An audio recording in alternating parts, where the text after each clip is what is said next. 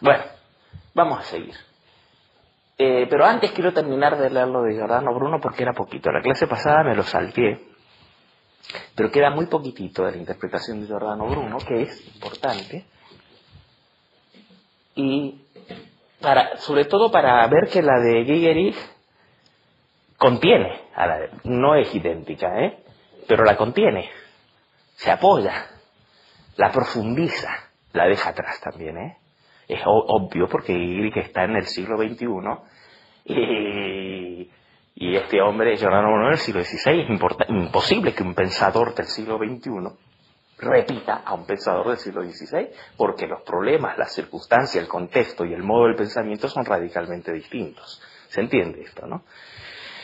Pero un poquito más, lo último que dice Giordano Bruno acerca de este mito. Habíamos leído algo y dice, sigo con Giordano Bruno: Acteón, el cazador, sus perros, el desierto o lo agreste, la selva virginal, Artemisa bañándose, y luego dice, vio el gran cazador, es decir, comprendió en la medida en que es posible, y se transformó en la presa. A depredar iba, y se convirtió él mismo en presa. Este cazador, ¿qué lo es por la operación del intelecto? Es decir, es cazador porque el intelecto siempre está a la caza. El deseo de conocer, no el deseo de conocer, la capacidad de conocer, no las personas, el entendimiento siempre está abierto a la verdad. El cazador, que lo es, dice, por la operación del intelecto, que convierte en sí, y esto lo vimos, hasta aquí llegué los otros días, la anterior, convierte en sí a los objetos que aprende. Entonces dice, y en presa se convierte también por la operación de la voluntad, por cuyo acto el cazador se transforma en su objeto. Por el intelecto, el objeto se transforma en intelectual. Y por la voluntad, el sujeto se transforma en su objeto. ¿Entienden la diferencia? Por el intelecto, lo que se conoce deviene intelecto. Y por la voluntad, el conocedor se identifica con el objeto. O sea que es un camino de ida y vuelta. El otro se vuelve uno y uno se vuelve otro. ¿Entienden esto? Y dice, porque el amor transforma y convierte al amante en la cosa amada. Bueno, esto me voy a saltear. Así Acteón, con estos pensamientos, esos canes que buscaban fuera de sí el bien, la sabiduría, la belleza, la montaraz fiera, por este medio, llegó a su presencia. Fuera de sí, por tanta belleza arrebatado, se convirtió en la presa. Se vio convertido en aquello que buscaba y advirtió cómo él mismo se trocaba en la anhelada presa de sus canes, de sus pensamientos, pues habiendo en él mismo contraído la divinidad, ya no era necesario buscarla fuera de sí. Por eso bien se dice que el reino de Dios está en nosotros y que la divinidad habita en nosotros por la fuerza o la virtud del intelecto purificado y de la voluntad. Así es.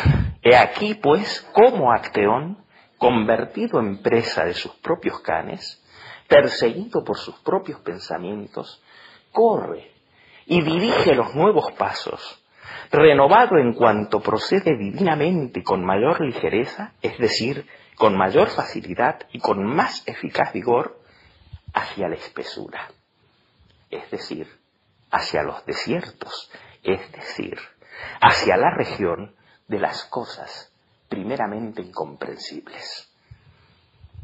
De hombre vulgar y común, ¿cómo era? Se torna extraño, raro y heroico. Heroico quiere decir buscador, que no teme afrontar lo que sea que venga. Tiene costumbres y conceptos raros y dan muerte sus muchos y grandes canes. Tiene conceptos raros y lleva entonces una vida extraordinaria. O sea que ya ven cómo interpreta Bruno el salir a la selva virgen. ¿Qué quiere decir? Dejar de ser común, romper con la vulgaridad, abrirse, vivir en una dimensión que se ha vuelto extraordinaria. No es una selva, por lo tanto, literalmente. Es el salir del mundo ordinario y haber entrado por una actitud intelectual en el terreno de lo extraordinario. Dice, y en este punto le dan muerte sus muchos y grandes canes, acabando aquí su vida según el mundo loco, sensual, ciego e ilusorio, y en cambio comenzando a vivir intelectualmente. Vive la vida de los dioses, se nutre de ambrosía y de néctar, y así se embriaga. Esta es la interpretación de Giordano Bruno. Nada que ver con la interpretación moralista y personalista en que Acción es castigado y lo que le ocurre es el castigo por haber visto una diosa. No, aquí lo que le ocurre a Acción es que accede al plano divino y es liberado del mundo vulgar, de la tribalidad, y en cambio descubre la divinidad en sí y se embriaga. Fíjense qué diferente interpretación del mito. La normal es moralista. Primero, la normal piensa que Acción es una persona, y esa persona cometió un delito ante los dioses, y por lo tanto lo que ocurre es que paga el precio. Esta interpretación moralista, como siempre que se cae en el personalismo. Hay bienes, hay males, hay errores, hay culpas, hay premios y hay castigos. Pero la interpretación de Giordano Bruno no habla ni de premios, ni de castigos, ni de culpas, y tiende a salirse del personalismo para mostrar que de lo que se trata es de el intelecto en busca de la verdad, no de una persona concreta, y de una transformación en el mundo en que se habita por la apertura hacia la verdad. No hay castigo, por lo tanto. Al contrario, ser devorado por sus canes es el premio de verse liberado de una visión pedestre y haber encontrado el plano de la divinidad. ¿Comprenden que la interpretación es... Supongo que sí que lo comprenden, no lo pregunto, me imagino que es bastante evidente, ¿no? Bueno, vamos a seguir con donde estábamos. Y estábamos en algo que parece que ha removido mucho, que es el tema de la preexistencia. Que preexistencia evidentemente es una forma metafórica de hablar de un plano o una dimensión para Ghieri del alma fundamental. Y que de antemano ya sabemos que es, a diferencia de la existencia. La palabra existencia tiene ex quiere decir hacia afuera. Sister es ser, y ex-sister es ser ahí afuera. Ser ahí, estar fuera, exteriorizado, fíjense, ex. Por lo tanto, la existencia, si la interpretamos psicológicamente, es el reino de la positividad. La preexistencia, lo que es previo no en el tiempo, sino lógicamente.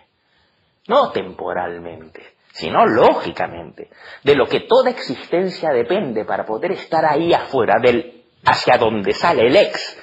El ex sale de eso, de donde sale, que nunca es ex y que nunca es positividad, es lo que Ghieri llama la vida lógica del alma, o el plano de la forma, o el ámbito de la sintaxis. No el reino de los contenidos que están ahí, sino la forma en que los contenidos inadvertidamente se articulan. Y esa estructura es justamente lo que para Ghieri es el ámbito donde ahora está la acción. ¿Dónde está el alma? Es decir, alma entre comillas, no en los temas que se traten, sino en la forma de la conciencia que afronte esos temas. Y ocuparse de temas es ocuparse de objetos, lo que se coloca al frente, pero es pasar inadvertidamente por la dimensión sintáctica en la que los objetos son presentados, o los temas son presentados, que es justamente donde hoy está para Ghieri la acción. Por eso toda psicología que pretenda hablar de temas distintos, pasar qué sé yo, del ámbito de los dioses al ámbito de los hechos, cambia los temas, como digo, cambia los canales, pero la actitud sigue siendo la del televidente.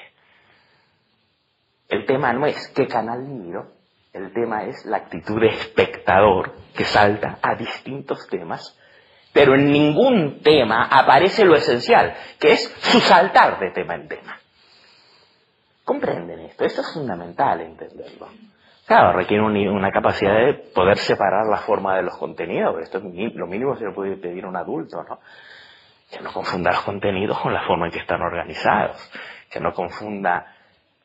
Cualquiera que conozca el lenguaje podría decir una cosa es el vocabulario y otra cosa es las reglas que permiten articular las palabras.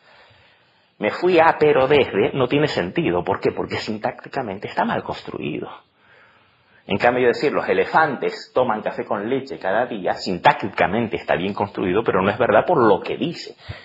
Lo otro no es que sea falso por lo que dice, es que no dice nada porque está mal articulado. En un caso hablamos de sintaxis y en otro caso hablamos de semántica. Bueno, traducido a la psique, que es mucho más importante que una cosa formal que está frente a mí, y la psique no es mi psique, el entendimiento, el plano de entendimiento en que inevitablemente se encuentra toda la humanidad en un momento histórico dado. Toda la humanidad no, toda una cultura. En un momento histórico dado es algo que ningún individuo puede elegir. Los temas no cuentan los temas. La cuestión que cuenta es cómo el tema se presenta, que es lo que nunca aparece realmente como el tema en cuestión. ¿Se entiende esto?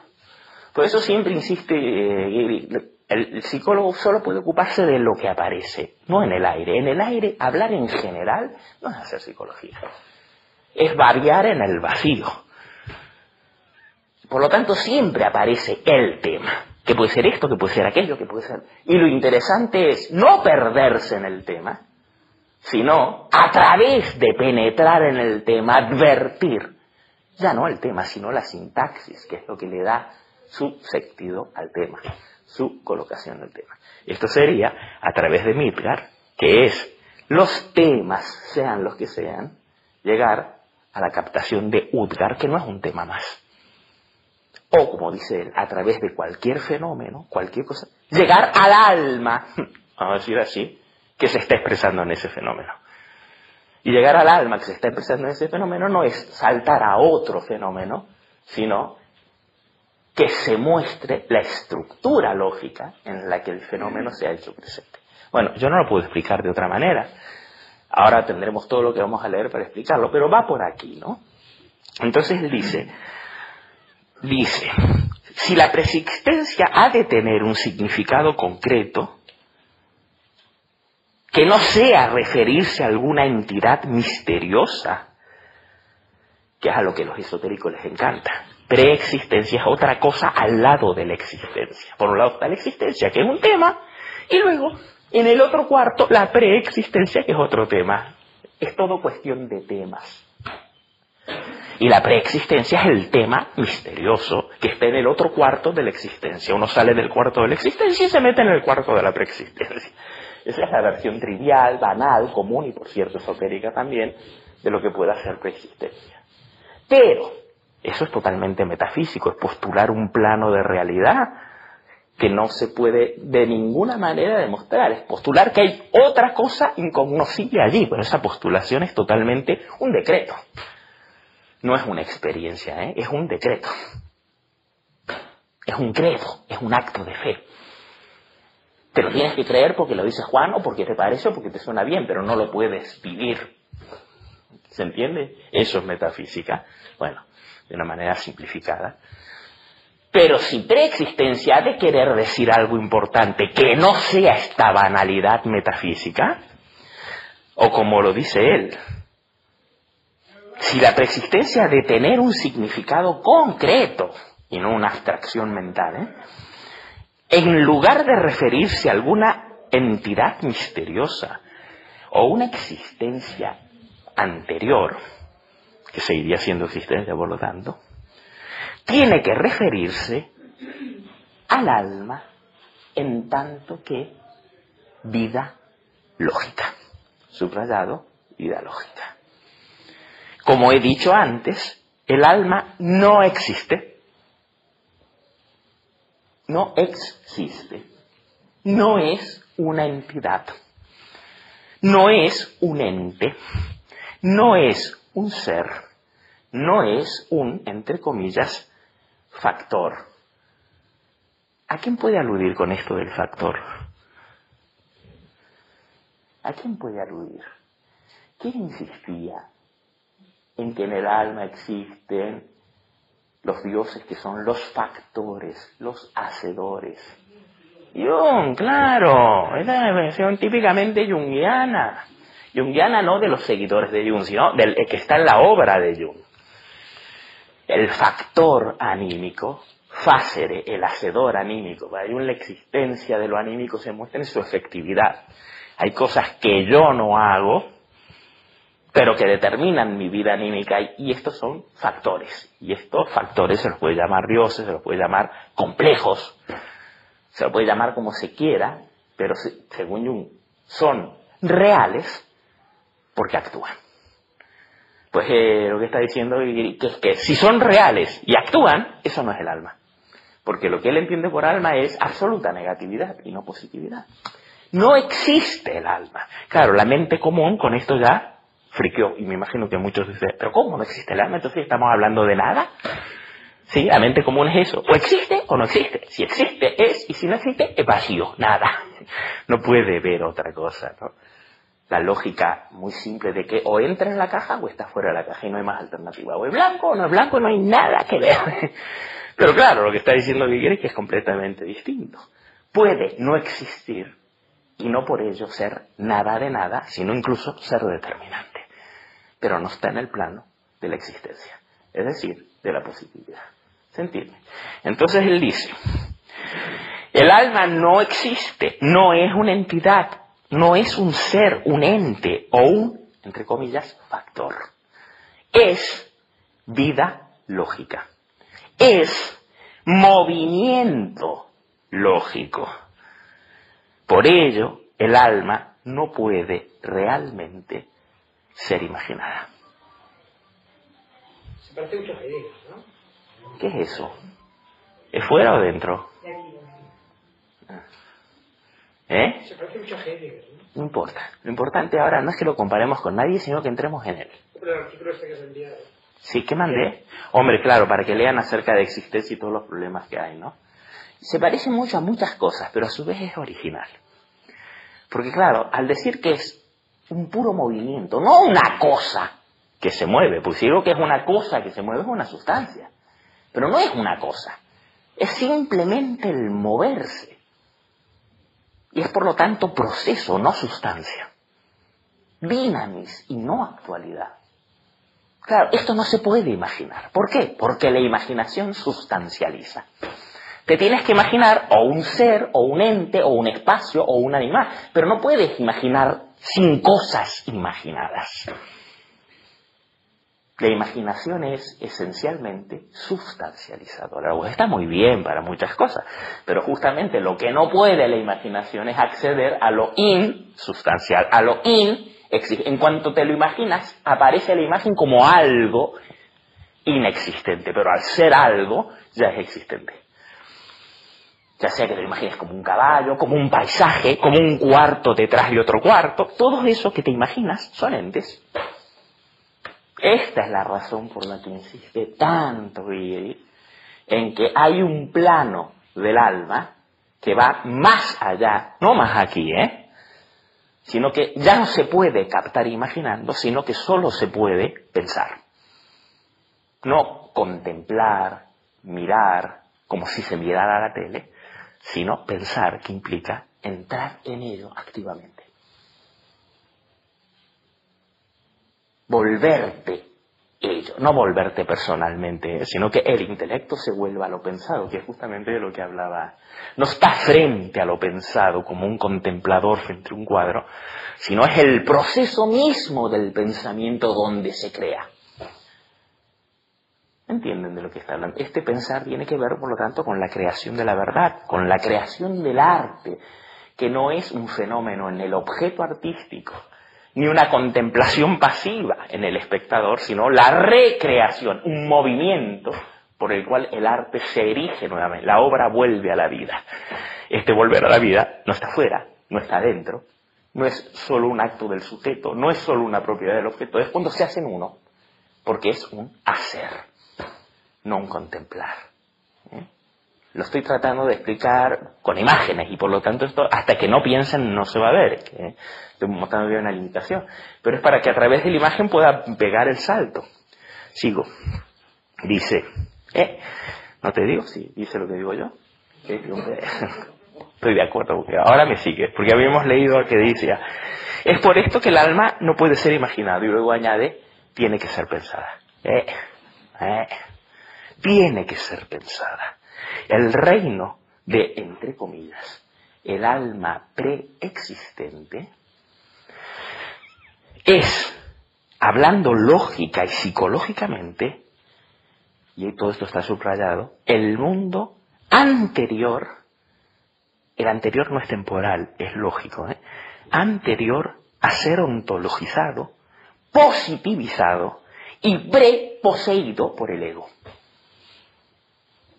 Eso es el reino de la preexistencia. El reino de la preexistencia es lo agreste.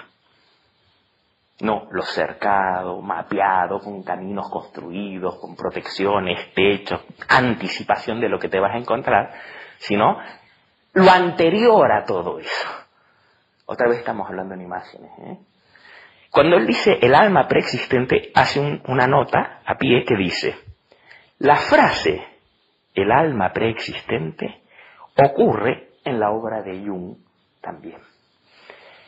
En sus recuerdos, sueños y pensamientos, pero sobre todo en la versión alemana, porque hay que decir una cosa, la versión alemana, como en todo, de las obras de Jung, incluso Memoria, Sueño y Pensamiento, ha sufrido desvirtuaciones en su traducción al inglés. Y algunas muy importantes. A veces un cambio de palabra cambia completamente el significado de la frase. Y aún peor en castellano. Sí, en castellano, yo he comparado con el inglés, yo el alemán no lo entiendo y es horrorífico en algunos momentos. ¿Sí? Pero se han puesto al revés de lo que está diciendo. Claro, Ygritte tiene la ventaja de que es alemán, o sea que accede al original, que habla perfectamente inglés y por lo tanto puede comparar. Nosotros tenemos que fiarnos de lo que nos cuenta del original alemán, que vamos a hacer, a menos que sepamos alemán. Entonces él aquí se refiere al Erinnerung, que quiere decir la obra en alemán, no la traducción inglesa de Recuerdos, Sueños y Pensamientos. Dice. En su Erinnerung, página 350, él habla de, y lo cita, nuestra alma preexistente. Y añade, es mi traducción. Preexistente está, sin embargo, modificado. Lo que Jung dice realmente es preexistente a la conciencia. Fíjate qué diferencia traducir nuestra alma preexistente y pasar otra cosa a traducir el alma preexistente a la conciencia. Hombre, cambia muchísimo. Muchísimo, es otra cosa. O sea que lo que Jung dice realmente cuando usa la palabra preexistente es preexistente a la conciencia. Debido a las necesidades de la gramática inglesa, los traductores de Recuerdos, Sueños y Pensamiento en inglés han traducido la frase entera como, y ahora la vamos a ver cómo la han traducido en inglés, aquella parte de nuestra psique que es preexistente a la conciencia, reemplazando con la palabra psique la expresión originaria alma. Primer gran fallo, traducir lo que usa Jung por psique, cuando Jung está hablando de alma, ¿no? Y tomándose la libertad de introducir la idea de aquella parte de. Vuelvo a ver cómo lo tradujeron los ingleses. Dice, esa parte de nuestra psique. Joder, donde Jung solo decía CL, alma. ¿Ven cómo es importante leer con atención y ver qué se está diciendo? Es importante. Esto es amor. Este es amor de verdad. Y no palpitaciones del corazón, ponerte rojo, fantasear, esperar a mañana y luego hartarte y divorciarte. No, esto es amor. Amor es interés real. No algo que uno hace, sino algo que el intelecto en uno no puede evitar no hacer. ¿Se entiende? Entonces dice, se toma la libertad de introducir la parte de que no está ni contenida ni implicada por la frase de Jung. La idea de Jung es obviamente que el alma, y no la psique, el alma es preexistente a la conciencia y a, entre comillas, el ego. Es decir, citando a Jung, el hombre empírico, el hombre concreto, el hombre que es tal y cual. No aquel que en mí sabe, sino yo como yo concreto, siendo tal y cual, ¿no? Yo el personal, digamos. Entonces, ¿qué dice Jung? El alma es preexistente a la conciencia y al yo concreto.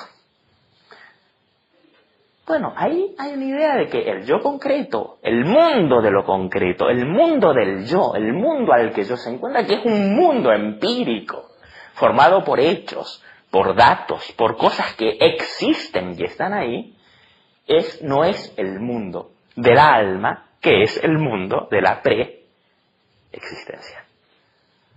Y esta preexistencia a la que se refiere Jung no habla al estado entre una encarnación y otra, no, o sea, se habla más a lo que Jung llamaría lo inconsciente, que no es el reino de las encarnaciones ni nada por el estilo.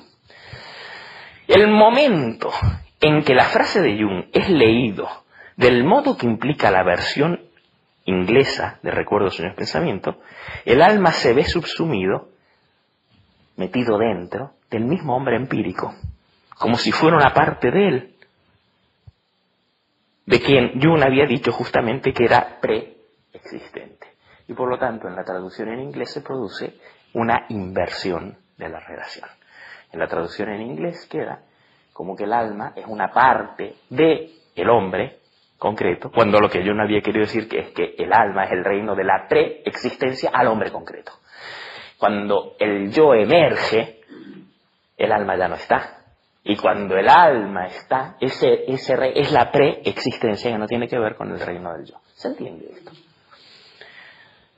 Es difícil, por lo tanto, Jung tampoco es tan fácil, como patatas fritas y elefantito rosa y todos nos amamos y nos tocamos y somos buenos y conectamos con los arquetipos que nos salvan y nos redimen. Dice así.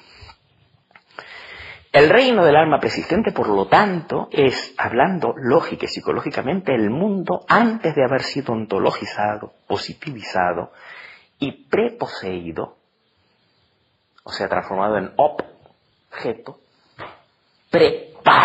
parado antes, empaquetado, listo, disponible para el yo, antes de todo esto.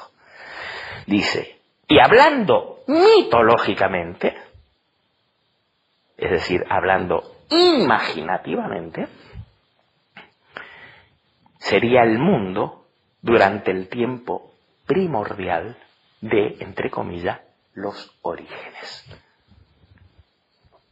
Es decir, los comienzos. El ilut tempus de Eliade, en aquel tiempo. El habíase una vez, esa vez. Que se me pregunta, pero ¿cuándo fue? Dime exactamente el siglo, la fecha, el érase una vez. ¿Dónde es esa vez? ¿Cuándo fue esa vez? Es un cuándo que no está en el tiempo. Esto es hablando míticamente. Pero ese cuándo que no está en el tiempo del que aluden los mitos, psicológicamente es el reino de la preexistencia, la vida lógica del alma, que no está en el tiempo, en este sentido de que todo tiempo es la manifestación de su proceso. Por eso la vida lógica no está ni dentro ni fuera. Cuando uno se mueve en dentros o fueras, todavía está atrapado en una lógica. Cuando uno salta al reino lógico, el reino lógico contiene todo lo que uno pueda afirmar de fuera y de dentro, porque no está ni fuera ni dentro, está en la preexistencia. Si me preguntan en dónde está, no está en ningún dónde. Como si preguntan ¿cuándo fue él? Habíase una vez, en ningún cuándo. El reino del alma, por lo tanto, no está en ningún dónde, ni dónde dentro ni dónde fuera, no está en espacialidad. Es la lógica que se hable de dentro o se hable de fuera, se está ya metido en la lógica. Metido, hombre, simbólicamente, claro, porque no hay un dentro ni un fuera. Inevitablemente, por lo tanto, se vive, se piensa, se entiende, se accede desde una sintaxis que no está dentro, ni está fuera. Todo dentro y todo fuera, en cambio, presuponen la sintaxis. Presuponen. Es previa, pero no previa en el tiempo, no previa en el espacio, no, previa en la preexistencia. Bueno, el que no lo entienda se lo tiene que currar y se lo tiene que currar, porque si no llegan a captar esto, está muerto para ustedes toda la visión de Hegel. No se puede. No se puede. No pasa nada, nadie tiene obligación de ser psicólogo. Nadie tiene obligación, no hay por qué serlo. No es que te vas a morir si no lo eres, no. Puedes dedicarte a la jardinería, puedes hacerte un viaje a Nueva York, puedes mirar películas, puedes dedicarte a miles de cosas. Simplemente la puerta de esto está cerrada, pues hay millones de otras cosas abiertas. Es decir, captar esto es esencial, porque es por aquí donde está toda la dinámica. Si no, no sabemos ni de qué hablamos. Tengo una duda, Ricky. Sí. Porque cuando dices que la imagen es espacial, ¿no? Es decir, que es... Espacial no físicamente, se entiende. Ya. Pero cuando Hegel habla del alma como movimiento también implica una dimensión espacial, porque lo que se mueve ocupa un lugar y otro, No. Pero la metáfora es espacial. No, fíjate, cuando un libro aparece como respuesta a las ideas contenidas en el otro libro, cuando una filosofía emerge como respuesta a los problemas abiertos por otro filósofo, este pensamiento que ha surgido del otro se puede entender como que se ha movido, ha habido una afirmación que origina un movimiento de respuesta, ¿no? Bueno, ese movimiento no es espacial, es puramente lógico, ¿entiendes? Claro que si me lo imagino como un ir de aquí a allí, porque no podemos no imaginar con dóndes y cuándos, pero realmente no hay ni dónde ni cuándo.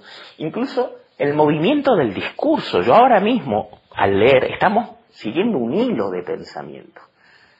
Se mueven las ideas, de una idea, no arbitrariamente, se pasa a otra idea más profunda. Hay un movimiento, no está quieto.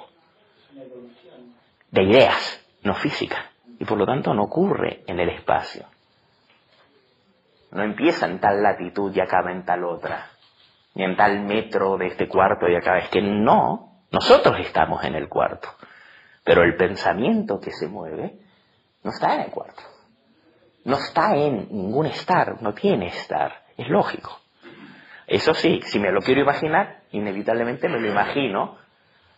Sí, me lo imagino de aquí para allí. No puedo imaginar si no hay un aquí y un allí imaginario. Pero, de hecho, en el pensamiento no hay ni aquí ni allí. ¿Entienden esto? Sigo. Entonces dice, si queremos hablar, vuelvo a insistir, es muy importante, hagan un esfuerzo, Ya sé que se han levantado temprano, que pin y que pun y que pa, pero las cosas son así. Es una pena llegar aquí y no estar. Vale la pena ese esfuerzo. Ese esfuerzo lo tiene que hacer el ego, evidentemente, pero lo tiene que hacer movido por amor, si no es una lata terrible. Dice, el reino del alma preexistente, lógica y psicológicamente hablando, es el mundo antes de ser ontologizado, transformado en cosas, positivizado y preposeído por el ego. Y hablando mitológicamente, es el mundo en el tiempo primordial de los orígenes, de los comienzos, en el comienzo, in illic tempus de Eliade, anterior al mundo de la sociedad humana, o, entre comillas, como imagen, anterior al mundo de la civilización. Es, seguimos hablando míticamente, la fuente de la vida, la esfera del primordial llegar a ser del mundo, donde es una cuestión de él, entre comillas, el todo, y donde la decisión entre ser con mayúscula y con mayúscula no ser, todavía tiene que decidirse. Tiene que decidirse. Ese reino mítico donde todavía no ha surgido la escisión entre ser y no ser. El mundo antes de ser creado, digamos, míticamente, ¿no? Míticamente, no hablo literalmente de ninguna creación. A menos que se lo crean literalmente de que hay un señor que creó objetivamente ahí fuera, pero es una imagen, ¿no? Pues, ¿qué había antes de la separación de las aguas de arriba y de las aguas de abajo? ¿Qué había antes? Ese antes es la nada, pero no la nada vacía de la que brota toda diferenciación. Pues ese pre es el mundo de la preexistencia, entendido míticamente, no todavía psicológica ni lógicamente. Como lo entiende un niño pequeño, que es como lo entiende el sentido común, niño pequeño, imágenes que pueda captar, si no, no veo nada. Como se entiende cuando uno no se moja el culo, bueno, cuando uno no lo piensa, no lo rumia, no se mete en el tema, bueno, entonces es el mundo previo a la creación. Los orígenes cuando todavía no había nada. Los orígenes cuando Urano y Gea todavía estaban abrazados y no se habían separado y por lo tanto no había cielo, no había tierra, no había nada. Todavía antes de que aparezca la existencia, lo positivo. El blanco y negro, macho y hembra, arriba y abajo. Antes de todo eso, eso es míticamente el reino de la preexistencia.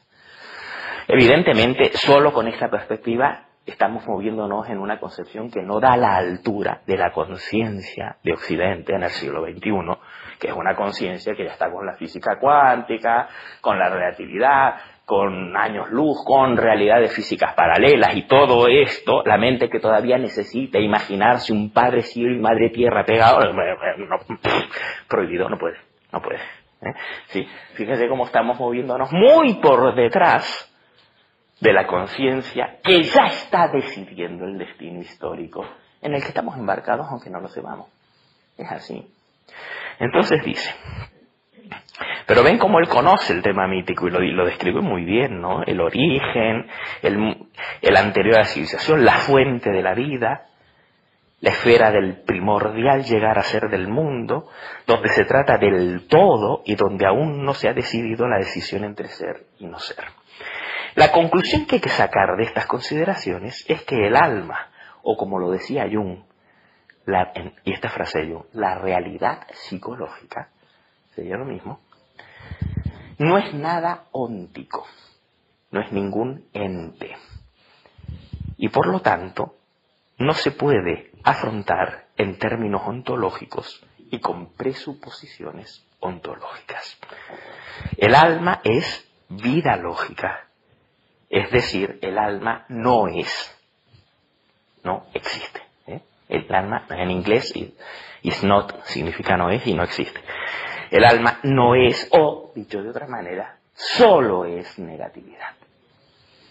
Por lo tanto, por lo que toca a su horizonte y punto de vista, la psicología tiene que moverse y mudarse de la ontología a la lógica. De aquello que es o existe a aquello que solo puede pensarse. Y por lo tanto, de la imaginación a la lógica. Esta es la gran movida de ir, por lo tanto, del reino ontológico al reino lógico, de la imagen al pensamiento, de lo que es a lo que es pensado. Esto correspondería al movimiento de acción que se aleja de las tierras cultivadas, ¿a dónde? A las tierras salvajes y a la selva primordial. Se aleja, por lo tanto, del reino de los seres y de los entes al reino de la dimensión lógica del alma, que no es ningún ser ni ningún ente. Cuando acción procede, se mete en lo salvaje de la selva, entra en el reino de la preexistencia. Aquí podemos ver que el prefijo pre no es temporal, no es de lo que arranca acción.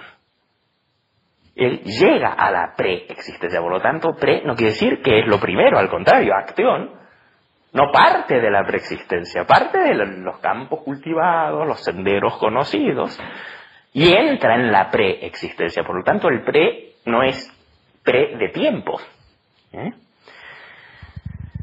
No es de lo que arranca Acteón, sino que es hacia lo que él se encamina más tarde en la vida. Y ya con esto es así. Y ya vamos a volver, ¿no? Pero terminado de aclarar. Haciendo una distinción entre un ser o un existente o un ente y sus cualidades o atributos, lo cual incluiría su psicología, por ejemplo. Esto es muy importante. Fíjense que normalmente se cree que cada uno tiene una psicología. Mi psicología, no psicología como ciencia, sino mi modo de ser. Mi psicología de introvertido, tu psicología de introvertido, mi psiquis, tu psiquis, como si la psiquis y la psicología fueran la propiedad de un sujeto. Esto es una crítica poderosísima a toda la psicología tal como ha existido ahora, donde la psique es vista como la propiedad de un sujeto que es el que existe.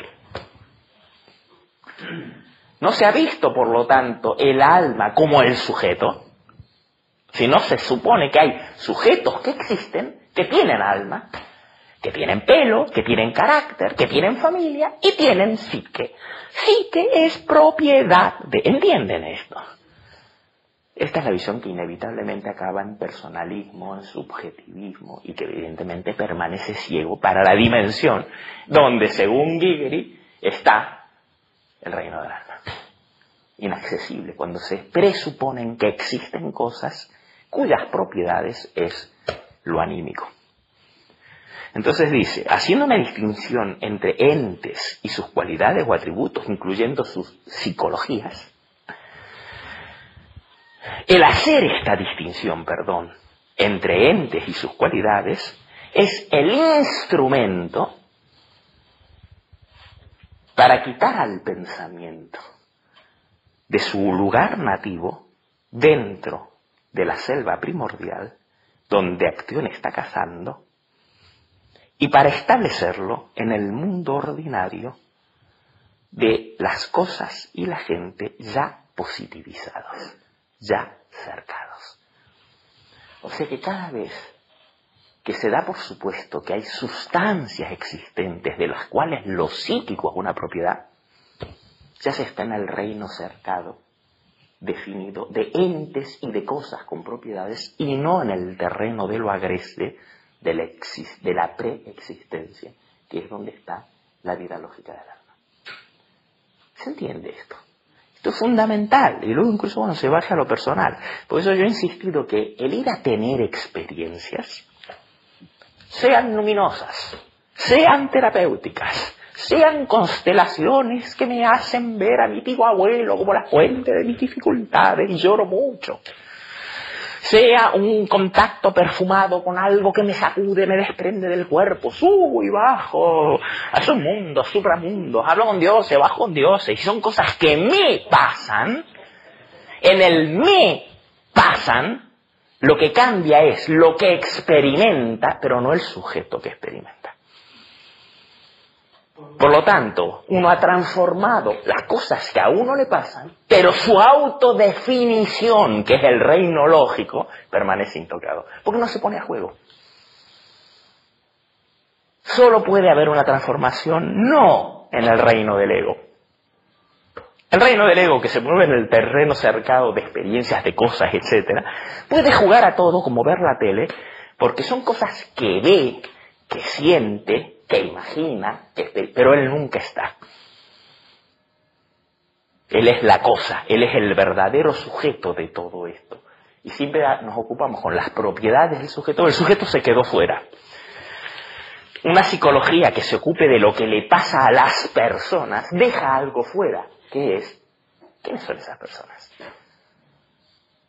No hay personas. Si hay personas, ya nos movemos en un terreno ontológico prefijado, donde no está lo agreste, donde no entra el cazador y donde evidentemente no habita la verdad desnuda.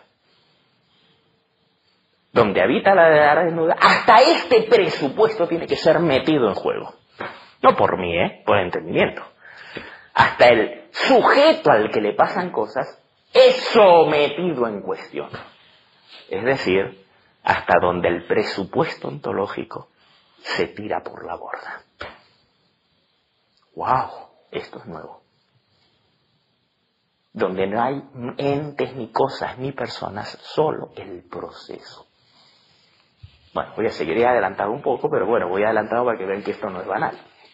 Ya llegaremos por otro camino más lento. Dice, vuelvo a leer. Dice, con lo cual el psicoanálisis tampoco... Ya no, pero sin psicoanálisis esto no existiría. Y volvemos a lo mismo, no se puede tirar por la borda porque lo que fue está contenido, porque ha permitido un acceso. El psicoanálisis como tal ya es historia. Pero es una historia importante, pero es historia. En el momento en que quieras actuarlo como mi infancia, mi papá, mi mamá, el yo que tiene todas esas cosas, inadvertidamente está afuera. Entonces uno puede sentir, vivir, mudar las experiencias, cambiar los lugares, cambiar los canales, pero el sujeto permanece intocado porque ha quedado detrás. El sustrato. Tienes que esperar y tienes que mirártelo. No me lo preguntes a mí, pregúntatelo a ti. Este proceso hazlo tú. Sigo. Bueno, detrás de la cerca. Ahora déjenme seguir. Déjenme seguir. No, pero no hablamos de las personas. Cuidado. No. Si empezamos a criticar a la gente hemos perdido de vista. No estamos hablando de gente, estamos hablando de misiones. No de las personas, no de los psicoanalistas. Los psicoanalistas no importan, hay gente como tú. Estamos hablando de la idea que hace de la psique una propiedad de un sujeto. Es eso lo que se mueve en el terreno cercado y civilizado, no la gente. No estamos hablando de gente. Si han caído en eso, han perdido la dimensión psicológica. Ay, la gente hay buena y mala en todas partes, y hay buenos psicoanalistas que son buena gente, y hay otros que son hijos de puta. ¿Qué nos interesa eso? Eso le interesa a su mujer, a sus hijos, a sus amigos. Eso es el tema del ego, que aquí no cuenta. Lo que estamos hablando no es de la gente, estamos hablando de las misiones y por lo tanto de las teorías y por lo tanto de las ideas de la psique, del alma y de la psicología que dejan fuera al sujeto de experiencia pero ponen a juego lo que a ese sujeto le pasa.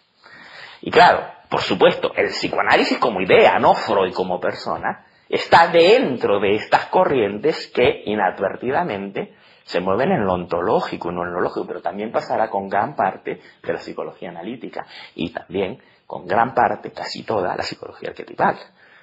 Pero no es Gilman, ni Juan, ni Pedro. Hablar de Juan y de Pedro es estar hablando de algo que no tiene nada que ver. Entonces nos hemos olvidado de la psicología, nos hemos olvidado del alma y hemos caído en un terreno vulgar de chismografía y de ataques y defensas personales, y esto se ha transformado en otra cosa. No, estamos hablando de las ideas, que es lo único que importa, del pensamiento, que es lo único que cuenta, no de nosotros. Estamos hablando de algo más importante que nosotros en el momento en que esto importa. Luego, por supuesto, cada cual en su vida es lo más importante que hay, ¿no? Es otra cosa, es cuando no somos psicólogos, por supuesto, si no nos morimos. Ya lo dijo él y lo vimos en el pasado, que solo puede hacer psicología aquel que en nosotros está muerto. Pero claro, no podemos vivir todo el día desde aquel que está muerto cuando morimos. Evidentemente, tenemos que comer, tenemos que preocuparnos, pero en ese momento no estamos haciendo psicología, estamos muy interesados en lo que necesitamos, es lógico. Entonces dice así, distinguir entre un ser como existente y sus cualidades o atributos, incluyendo su psicología, es el instrumento para alejar, quitar el pensamiento de su lugar nativo, dentro de la selva primordial, donde acción está cazando, y para establecer, en cambio, el mundo ordinario o común de la gente y las cosas ya positivizadas y, por lo tanto, ya dentro de la cerca, dentro de la valla, ya definidos, ya etiquetados, ya cercados. Cercados quiere decir puestos en su cajoncito, con sus etiquetitas, previsibles, porque ya se sabe por dónde van, por dónde vienen, etcétera, etcétera. Dice, también podríamos decir que es el instrumento para transponer el punto de comienzo de la psicología desde el plano del alma al plano del ego. El distinguir entre un ser y sus propiedades es el instrumento, por lo tanto, para transponer el arranque de la psicología desde el plano del alma al plano del ego. Cada vez que se sustancializa, hemos caído en el plano del ego. Y hablamos de los problemas de la gente, de las angustias de las personas, de las patologías de los hombres, de los problemas de las mujeres. Los problemas son propiedades de lo que no se pone nunca en cuestión, que son los hombres, las mujeres, las personas, la gente, que se dan por supuesto, que son lo que todos sabemos que son, que es lo que no se mete en cuestión.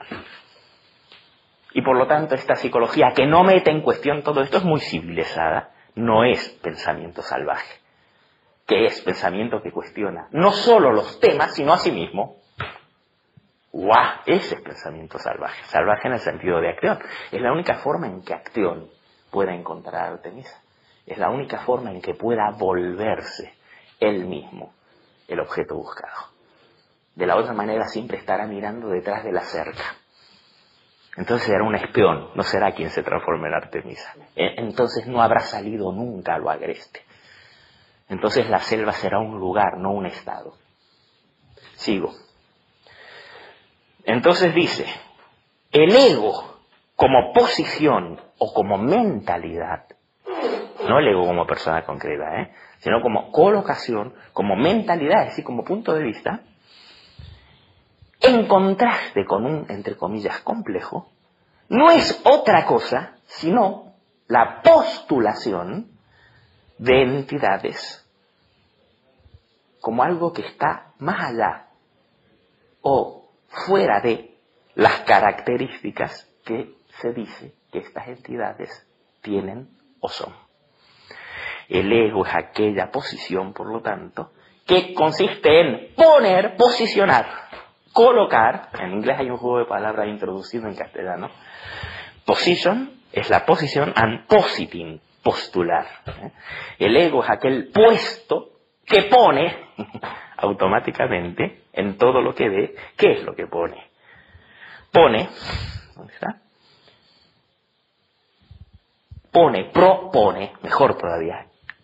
El ego es aquel puesto desde donde se propone y está propuesto que hay entidades distintas y separadas y más allá de las características o propiedades que se supone que estas entidades tienen.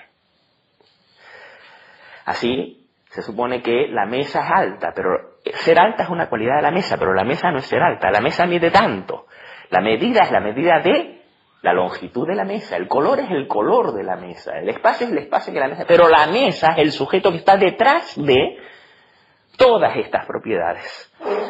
Esto, que es un tema filosófico importante, esta ontologización es lo que impide, es la posición del ego, evidentemente, que se mueve entre entidades y no puede acceder al plano lógico.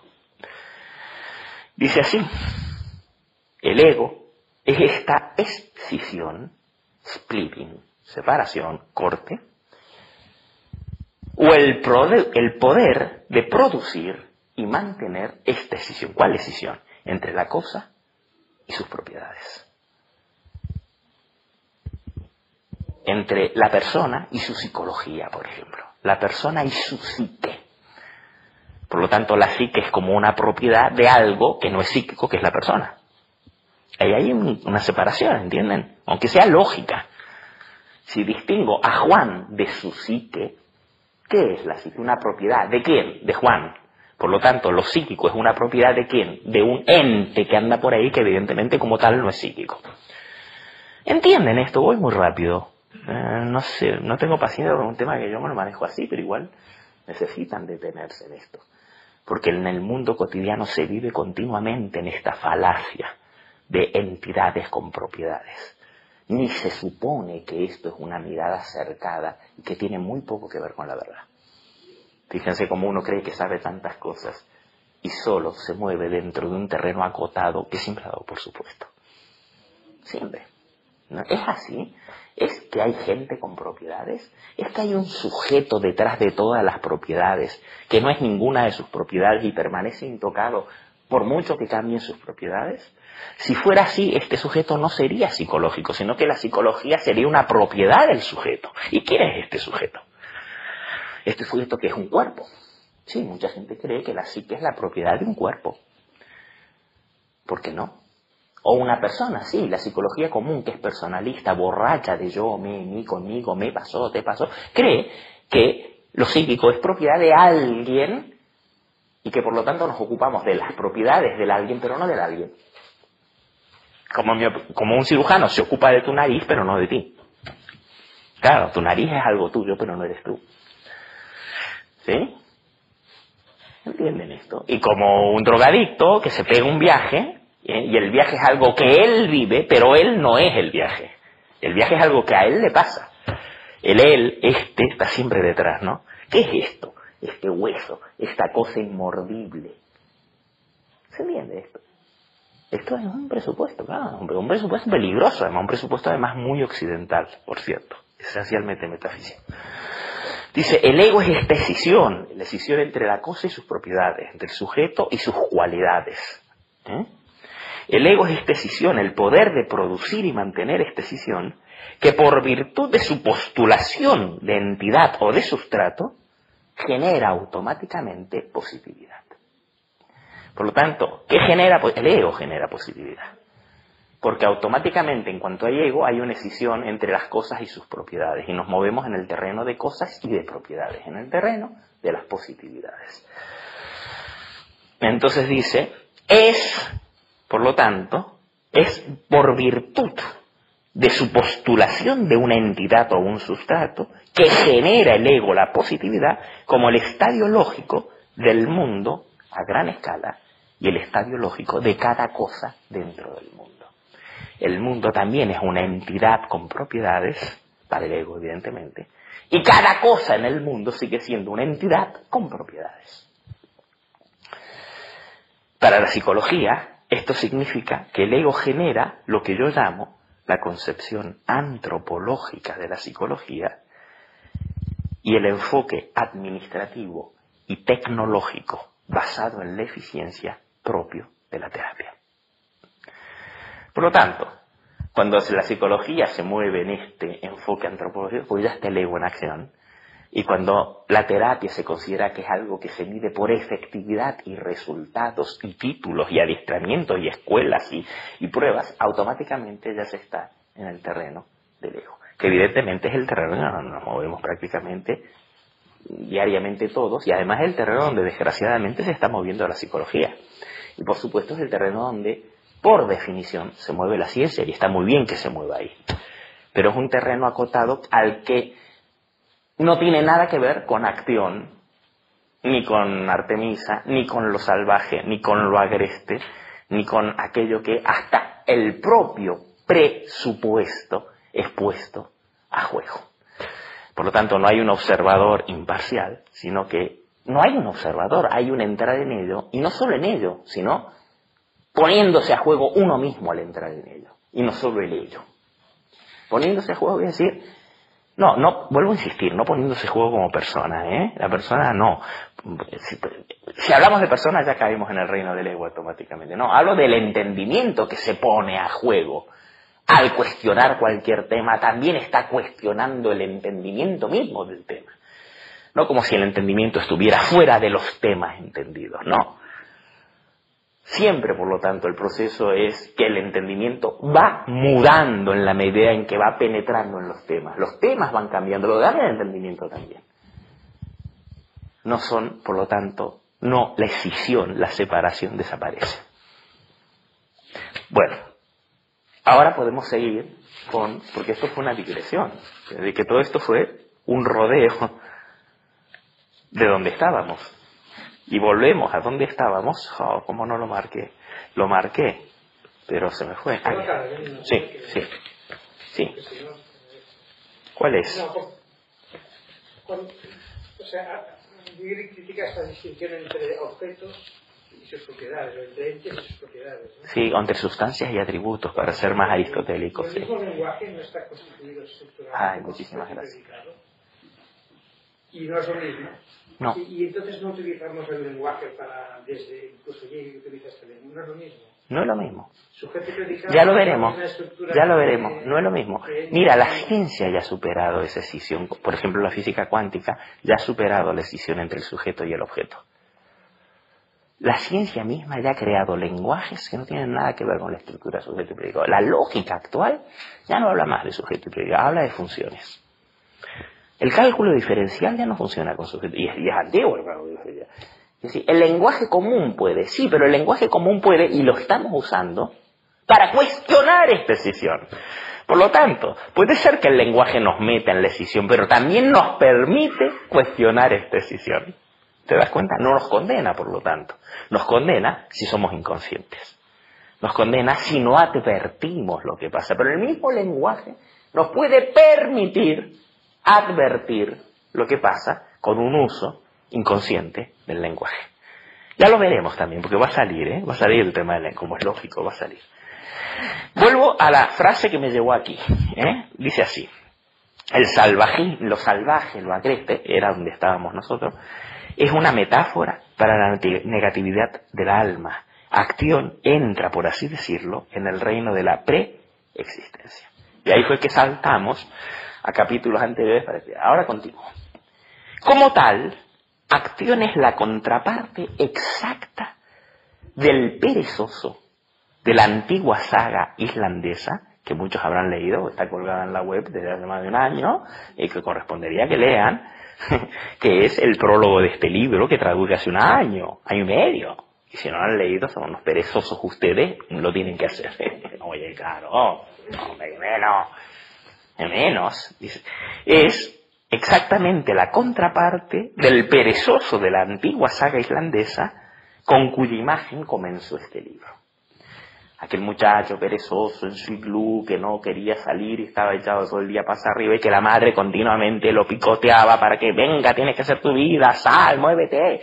Y el otro estaba ahí vago hasta que al final, picoteado por la madre, sale. ¿Y qué es lo que hace? Pues lo primero que hace es tira su jabalina y camina hasta donde ha caído la jabalina. Y entonces a partir de ahí ella vuelve a tirar y siguiendo a la jabalina se pone en marcha, ¿no? Y él habla que esa es la situación de la psicología. Bueno, lo tienen que leer, es importantísimo, el comienzo de este libro. Media página. Tampoco es que tienen que perder su vida. Sí, media página, fíjense por dónde, pero pasó inadvertida, ¿no? Ven que el tema es no dónde está el tema, sino dónde está uno. Que no es solo una metáfora. El tema es dónde anda uno, no dónde está el tema, sino dónde estaba uno mientras eso pasaba. Bueno, es lo mismo. ¿Dónde está uno mientras está pasando en la dimensión del alma lo que está pasando y uno se está preocupando en sus experiencias, su pasado, su familia, lo que me hizo mi papá, lo que me hizo mi mamá, si crezco o no crezco, el niño interior, el mendigo interior, el gen interior, el llegar a ser Bueno, mientras uno está ahí, ¿qué está pasando? Es lo mismo, ¿no? Es decir, ¿a dónde no está uno por estar ahí? ¿No? Sí. Muchas veces la terapia no consiste sino en acceder a donde no se está mientras se está donde se está. Y no más leña al fuego de donde se está, ¿no? Sí. Mostrar ese donde se está en la perspectiva que revela donde no se está. Y el problema no se resolvió, sino que se disolvió. Claro. Pero claro, las terapias quieren resolver, no disolver, quieren ser efectivas, no producir resultados. Sigo. Como tal, acción es la contraparte exacta del perezoso de la vieja saga irlandesa, porque para acción, entrar en lo salvaje es su propia naturaleza. Es decir, no lo tiene que empujar ninguna madre pinchándolo, sino él, por ser como es, no puede no entrar en lo salvaje. No necesitaría ser estimulado por los comentarios mordaces de su madre. De modo que, ¿qué es lo que caza acción cuando va a cazar alguna presa? ¿A qué va? ¿Qué es lo que acción está cazando cuando va a cazar una presa? Está cazando, va a la caza de la vida lógica del alma y la negatividad del plano de la lógica. Esto es lo que le da a la caza el poder de una pasión que compele. Para alguna gente, la caza, en el sentido literal, tiene todavía hoy este poder compulsivo, aunque no responderían, cuando se les pregunte en un cuestionario qué es lo que de hecho están cazando, no responderían nunca el reino de la negatividad lógica. Si acción solo buscara algo positivo, solo, es decir, el reino de la negatividad no excluye algo positivo, cuidado. Si no se caza alguna presa, no se entra en el reino de la negatividad. Ojo, no se entra en el reino de la negatividad no yendo a cazar. Y yendo a cazar es yendo a cazar esto o aquello, es el tema de siempre, ¿no? La gente quiere sentarse en su cuarto y no mojarse el culo y hacer psicología. Y dice, estoy cazando la negatividad lógica en el vacío. No, hay que coger al gato concreto para encontrar a la serpiente. Pero si simplemente dices, un gato, no me meto, quiero la serpiente, no hay ni serpiente ni gato. El que entiende, entiende, y el que no, no. Esto lo expliqué muchas veces, Pues es lo mismo. Si no va a la búsqueda de una presa concreta, tampoco puede entrar en el reino de la negatividad lógica. Por lo tanto, hay que morder el qué que toca. Y no decir, es un qué, pero quiero la negatividad, quiero la totalidad, por lo tanto voy pasando de los... No personalmente, sino intelectualmente, de cada circunstancia concreta. No, es que en la circunstancia, en el problema, en la situación, a través del esto o el aquello, la calidad, la singularidad, la unicidad de lo que toca, se revela el reino de la inexistencia. Pero cuando uno olvida todo qué, no se llega al reino de la inexistencia, se está en la nada de la pasividad que quiere verlo todo y no estar en ninguna parte. Estamos en el sujeto moderno, estamos en el turista, estamos en el paseo por los parques temáticos a los cuales se regresa tan intocado como se partió, con más maletas quizá, con más regalitos. Uno ha visto muchas cosas, pero uno está fuera de todo lo que ha visto. Normal, fenómeno de nuestro tiempo, ¿no? No, dice, si Acción solo fuera a cazar una presa concreta, o sea, hay dos extremos que no permiten acceder al reino de la negatividad. No buscar ninguna presa, entonces no se sale a cazar. Cazar es cazar algo. Y al cazar algo también se está a la caza del reino de la persistencia. Si no hay algo, no hay nada. Ese es un riesgo muy común, el de la mayoría, no mojarse el culo. Y el otro, el buscar solo la presa concreta. Y nada más que la presa concreta. Entonces dice, si Acción fuera a cazar solamente algo positivo, entonces no necesitaría entrar en lo salvaje. Perdón, aquí hay una nota a pie que dice, por supuesto que él también busca una presa concreta. La presa, sea literal o metafórica, siempre es positiva. Pero no se ve limitada ni confinada en su positividad. Siempre es algo más. La presa que caza Acción, evidentemente, ¿no? Tiene una cualidad, entre comillas, luminosa. ¿Qué es lo que hace que valga la pena, en primer lugar, ser un objeto de caza? Si no tuviera esta cualidad luminosa, si no moviera, si no interesara, entonces no habría propiamente la caza de Acción. ¿Se entiende esto, no? Entonces, si Acción solo fuera a buscar algo positivo, no necesitaría entrar en lo salvaje. Podría simplemente descuartizar una cabra o una vaca que encuentre en cualquier campo. Lo salvaje es el reino de la negatividad lógica. Igual que de modo opuesto, todas las cosas positivamente dadas pertenecen a la esfera domesticada, que es la esfera de la positividad, es decir, es la esfera de la realidad positiva. Las primeras dos determinaciones de la idea, con mayúscula en la noción, que hemos encontrado en este mito, son aparentemente contradictorias. En el primer caso hablamos de una absoluta dirección hacia y la voluntad de apuntar y de matar, por un lado, y por el otro, receptividad, disponibilidad, apertura y autoexposición. Estas son las dos que hemos visto hasta ahora. Pero estas dos determinaciones son ambas intrínsecas a una sola noción, la noción de la caza. La posición representada en la imagen de Acción, el cazador, no es o bien la de apuntar directamente a lo otro, o bien la de exponerse a él, o lo uno, o lo otro. Exponerse a ello como algo que podría venirle a uno mismo desde cualquier rincón alrededor de uno. O sea, que no es ir directamente al otro, cerrado a todo, o estar abierto porque puede venir de cualquier lado. Ni lo uno, ni lo otro.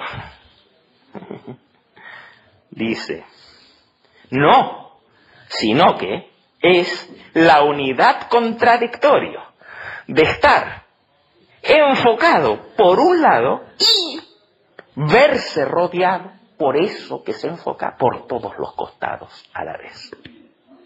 Otra vez, esto se puede pensar, pero no se puede imaginar, porque es una contradicción. Es ir hacia ello y a su vez estar abierto porque aquello a lo que se va puede venir de cualquier rincón. Es cerrado y abierto. Es dirigido y a su vez disponible. No es o dirigido o disponible, no, es dirigido y disponible. Esta es la condición para la casa en el reino de lo salvaje, en el reino del vaguesto. Dice ahí, no, es la unidad contradictoria de estar dirigido hacia el otro y verse rodeado por el otro desde todos los lados. Es un apuntar e incluso un matar al otro con mayúsculas, que sin embargo deja al otro completamente libre e intacto. Tómala. O sea que es un apuntar y matar al otro que sin embargo deja al otro completamente libre e intacto. ¿Pero lo tiene que matar? Sí, pero lo tiene que dejar intacto. Y tal vez si no lo mata es que no lo deja intacto. Tal vez si no lo mata y no lo apunta es cuando sin saberlo ya lo ha acercado, no lo ha dejado intocado, ya está positivizado. Dice, y ahí ya acabamos, pensar esta contradicción absoluta es la tarea que nos plantea el comienzo de este mito. Ahora toca el turno de discutir la tercera determinación.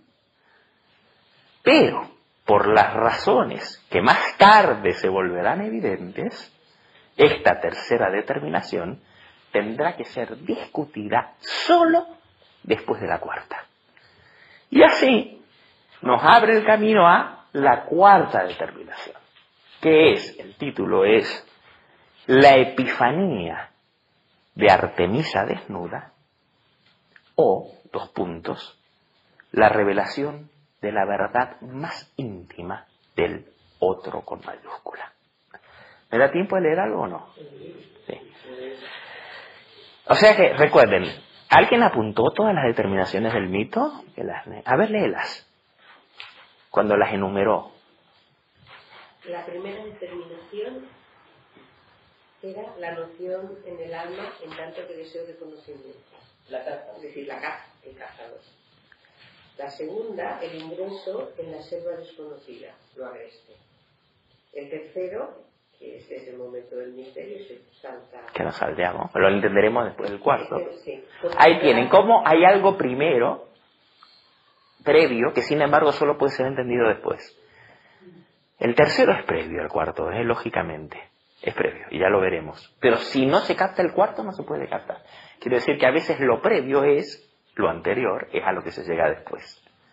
Histeron, próteron. Lo último que es primero, y lo primero que es último. Y este pensamiento dialéctico no es en línea recta, sino circular, lo cual no dice que sea repetitivo. Por lo tanto, el tercero no lo sabemos porque necesitamos, para entender el tercero, el cuarto, que es este. Bueno, dice, la noción, siempre con mayúscula noción, que quiere decir idea, que quiere decir concepto viviente, que no quiere decir concepto de diccionario, que no quiere decir definición formal, sino que quiere decir idea viviente, cuidado, con los malos hábitos de pensamiento. La noción no es solo intención, deseo y anhelo de conocimiento, es también el cumplimiento de esta intención. O sea, no solo el deseo de, sino la realización de ese deseo. Esto va a mostrar por qué no es platónico en absoluto. Es conocimiento efectivo, subrayado. O es también el advenimiento o el acontecimiento de la verdad con mayúscula. En otras palabras, la noción es la unidad contradictoria de un anhelar y el cumplimiento del anhelar. Las dos cosas, ¿eh? Es búsqueda que no está satisfecha, por eso busca. Si estuviera satisfecha no buscaría. Y, a su vez, hallazgo que satisface. No es o búsqueda o hallazgo, es búsqueda insatisfecha y hallazgo satisfactorio. Las dos cosas. Acción en su vagabundear sin objeto o despreocupado, en la selva interminable, se encuentra con la diosa desnuda. Este es un punto crucial. Ya en el comienzo tenemos que darnos cuenta de que nuestro mito contradice posiciones tan diversas como las de Lacan, que enseñaba que hay un deseo, pero que el deseo es fundamental y necesariamente imposible de satisfacer, y contradice también la idea de Jung y de Hillman, que afirmaron que la meta solo es importante como idea, mientras que es el camino lo único que realmente cuenta. Nuestro mito nos documenta de que puede haber y de que hay cumplimiento y satisfacción. Haciendo más preciso el punto, podríamos incluso decir que la meta solo es importante en tanto en que es efectivamente alcanzada. Por lo tanto, no solo es importante como un ideal que me orienta, pero siempre permanece más allá, sino que es importante porque es lograda, es actualizada, es vida. No estamos hablando de metas personales, estamos hablando de la psicología y la búsqueda de la verdad del alma por parte del entendimiento. Cuidado. Por lo tanto, no es una búsqueda infinita de algo que siempre estará más allá, aquello que Hegel llamaba el mal infinito, el infinito que se define como estés donde estés siempre hay algo más que queda fuera, y si lo abarcas queda algo más, y queda, sino el infinito actual, que es el infinito enteramente abarcado. Lo que dice Hegel, por lo tanto, es que la meta del conocimiento se añora, pero se caracteriza porque se logra, y no porque siempre queda como una promesa que nunca se cumple, que siempre es promesa, ¿no? No, es promesa y es cumplimiento de la promesa. En esto se diferencia de toda la tradición otra vez. Dice, nuestro mito nos documenta de que puede haber y de que hay cumplimiento y satisfacción. La meta solo es importante en tanto en que de hecho se alcanza. La primera pregunta para nosotros, para una lectura psicológica de esta historia es, dos puntos. ¿Quién, entre comillas, quién es Acteón? ¿Quién, entre comillas, es la diosa? Es decir, ¿quién encuentra a quién? La pregunta, ¿quién es Acteón?, debiera haberse discutido arriba, bajo el encabezamiento de la primera determinación. Pero es que hemos dado Acteón simplemente como por supuesto. No nos hemos preguntado quién es Acteón. La razón para plantear y responder esta pregunta solo ahora es que Acteón no puede separarse de quien sea Artemisa. O sea que solo en cuanto aparece Artemisa podemos saber quién es Acteón. No podríamos haber preguntado quién es Acteón cuando aún ni siquiera habíamos pensado aún en Artemisa. Por eso recién en este punto, el cuarto, tiene sentido la pregunta de quién es Acteón, porque estamos en el encuentro con Artemisa. Todo esto que estamos haciendo es pensar, Es lento el proceso, es masticar y dar vueltas y ver cómo una idea lleva a otra. No estamos captando en una imagen, Pero está bien porque nos está obligando a hacer este ejercicio. Esto es pensar un mito, claro. no pensar este mito, ¿no? Dice, la cuestión de quién sea Acteón no puede separarse de quién sea Artemisa. El uno define al otro y el otro al uno, o ambos se definen mutuamente. De modo que, ¿quién encuentra a quién? La respuesta es, aquí el alma se encuentra consigo misma, como si fuera, como siendo el otro, con mayúscula, buscado. El alma se encuentra a sí misma como al otro buscado. En tanto que cazador se encuentra y se comprende a sí misma como verdad desnuda. Artemisa en su virginidad. Como la imagen desvelada de Sais, una verdad absoluta, como lo que Kant llamó la cosa en sí, en contradicción con la apariencia. Y vamos a decir así, nos encontramos con aquello que siempre que se ha supuesto que es la sustancia, en contradistinción con sus atributos. Esto no lo dice él, pero lo aclaro allí. Para nosotros, Acteón y Artemisia no son realmente dos seres separados y muy diferentes, o de hecho opuestos. Por ejemplo, masculino frente a femenino, o humano frente a divina, ¿no? Ambos, juntos y conjuntos, son el alma. Una y la misma alma. Y en una nota a pie dice, es raro hablar de una y la misma alma como si hubiera o pudiera haber muchas almas. Es que solo hay el alma, no muchas almas. Pero bueno. Una y la misma alma, la cual, aquí, sin embargo, se despliega en una fisicia de opuestos a fin de realizarse como la noción con mayúscula. ¿Qué quiere decir Tumutis? ¿Qué quiere decir fisicia? Ay, no sé. A ver los demás. Fisicia. Sí, se parece a eso, sí. Las dos caras de la moneda formarían una fisicia, potencialmente. Es un ejemplo de una fisicia. ¿Tú dijiste? ¿Tú? Fisicia es dos, ¿no? Sí. Claro.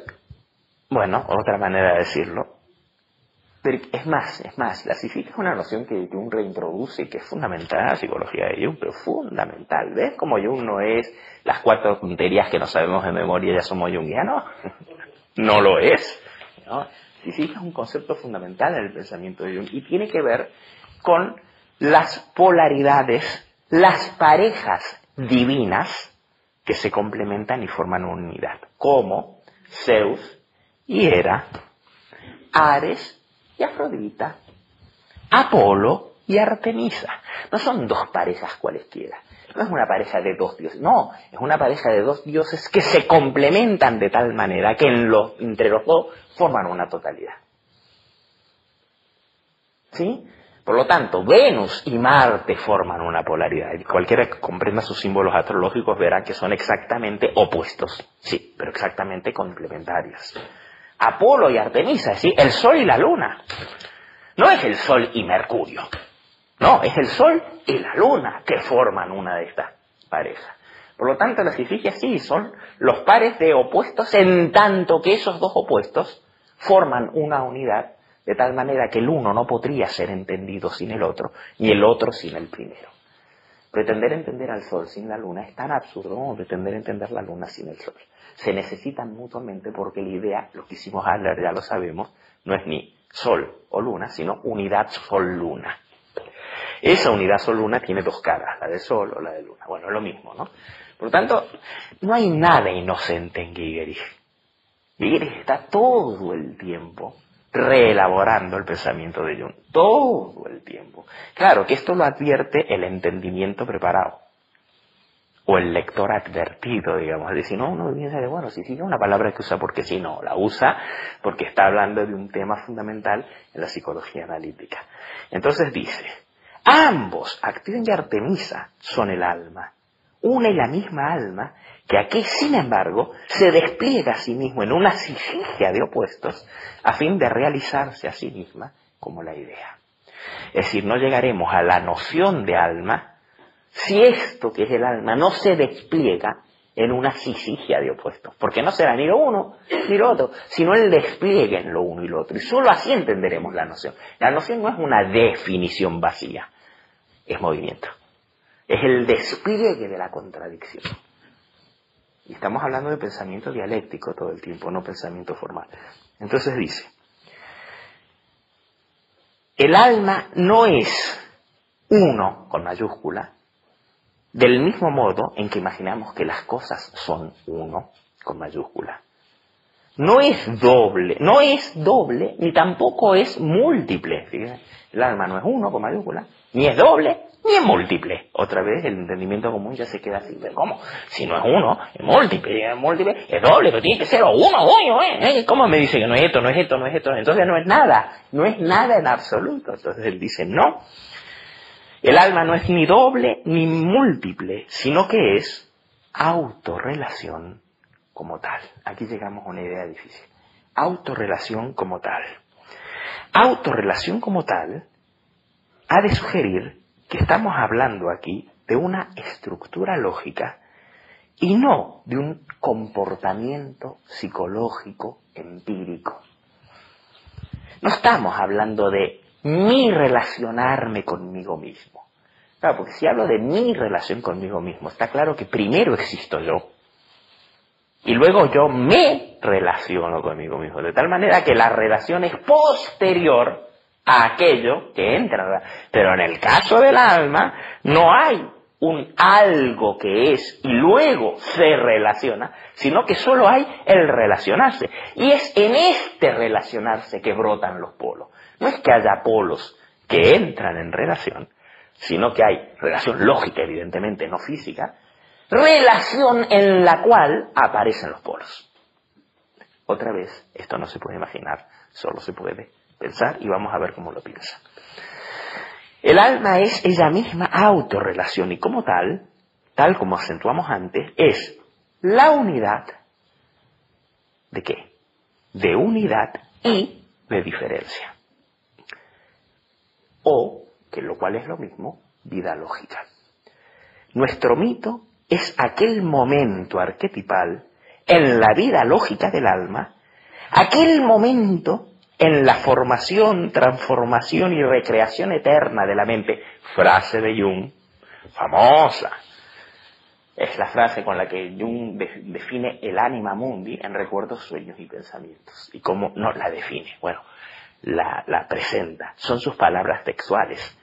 El alma objetiva, ¿no? El alma de mía, tu alma, mi propiedad, mi psique. No. Jung no hablaba de eso cuando hablaba del alma objetiva. No hablaba de una propiedad del ego. Mi alma, mi pelo, mi pie, mi psique. No, esa no es la psique objetiva de la que habla Jung.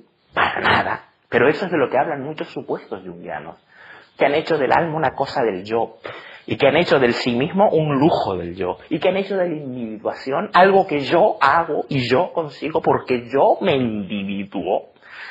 Lo cual muestra que hay una falacia total, hay un cambio de planes total. No. Jung, cuando habla del alma objetiva, la define así, literalmente. Claro, no lo dice Guilleri, porque Guilleri supone que su lector ya lo sabe. Leer este libro requiere necesariamente haber hecho el camino. Nosotros aquí salteamos mucho. La definición que da Jung, que en el fondo la toma de Goethe, gran poeta y un pensador que influyó muchísimo a Jung, es que el alma objetivo es formación, transformación y recreación, eterna recreación de la mente con mayúscula eterna. ¡Wow! Fíjense que el mismo Jung está sugiriendo que lo que él llama objetivo, alma objetiva, es continuo procesamiento. Qué bonita imagen, vuelvo a leerla. Formación, transformación, eterna recreación de la mente eterna. Entonces él dice, ahora volvamos, nuestro mito es aquel momento arquetipal en que la vida lógica del alma, el momento en que la formación, la transformación, la eterna recreación de la mente en el alma, como Jung expresó repetidamente con una formulación tomada de Goethe, es aquel momento en que todo esto, que podría ser llamado el momento de la verdad, con mayúscula. Por lo tanto, el mito de Actión y Artemisa representa aquella fase del alma, todo mito, cuidado, no solo Actión y Artemisa, todo mito, dice Hegel, si no se lo interpreta personalísticamente y moralmente, y adaptado a los egos personales, si no se entiende que los mitos hablan de gente, que es haber perdido la dimensión mítica, todo mito habla siempre del alma y de su relación consigo misma. Solo que habla de distintos momentos de la autorrelación del alma consigo misma. Y el mito de Actión y Artemisa en particular es el mito que habla de ese momento particular de autorrelación del alma que se podría llamar el momento de la verdad. Hay otros momentos, no solo el momento de la verdad, pero el momento de la verdad es el momento del encuentro entre Actión y Artemisa. Dice, otra vez, este que copia, dice, en los distintos mitos e imágenes arquetípicas el alma siempre habla acerca de sí misma. Tal como dijo Jung en el mismo lugar es Recuerdos, Sueños y Pensamientos. No, y en la obra completa, volumen 9.1, párrafo 400 para el que lo quiera consultar. Que estaría bien consultarlo. Hombre, claro, a ver dónde y cómo lo dice exactamente Jung, ¿no? Si no, le tenemos que creer. Recuerden que fe y conocimiento no son lo mismo. Dar por supuesto lo que otro dice es aceptar algo que es un ente y ya nos movemos en el plano lógico del alma. Ya estamos dando algo que está ahí porque Juan lo dijo, porque lo dijo, y por lo tanto ese algo no se pone en movimiento, con lo cual no hay movimiento, con lo cual no hay vida lógica. No hay proceso alquímico. ¿Entienden esto, no? Dice así. En los diversos mitos e imágenes arquetipales el alma habla acerca de sí misma, como ya dijo Jung. Todos ellos muestran la misma cosa, 2 puntos. ¿Qué es lo que muestran? La naturaleza del alma. Los mitos no hablan de áreas ya positivizadas y compartimentalizadas de la vida humana, por ejemplo, de nuestra sexualidad, de nuestros complejos de poder, de las relaciones humanas, que es lo que le encanta a los psicólogos de hoy, sobre todo a la New Age. Las diosas de cada mujer, los dioses de cada hombre. Y es una Artemisa, es una Afrodita, es una Perséfone, es una... Es decir, todos los dioses han terminado haciendo ¿qué? Propiedades de egos. Por Dios. Y a esto se le llama la pervivencia de los dioses. ¿Creen ustedes que cuando los dioses vivían eran propiedades de la gente? No, eso es cuando se han vuelto objetos de consumo. Pero se han vuelto objetos de consumo cuando ya no son lo que eran. Claro. Entonces él dice, los mitos no hablan de áreas de la vida humana ya positivizadas, es decir, definidas, concretizadas y compartimentalizadas. Por ejemplo, nuestra sexualidad, nuestro poder de complejo, nuestro complejo de poder, las relaciones humanas, etcétera, etcétera, etcétera. El alma, esto es muy bonito, habla tautológicamente. ¿Qué es tautológico? No. Una tautología sería decir, por ejemplo, el número 3 es el número 3. Tauto quiere decir lo mismo. Y logos, digo, una tautología es una afirmación donde, para decir en forma sujeto y predicado son lo mismo.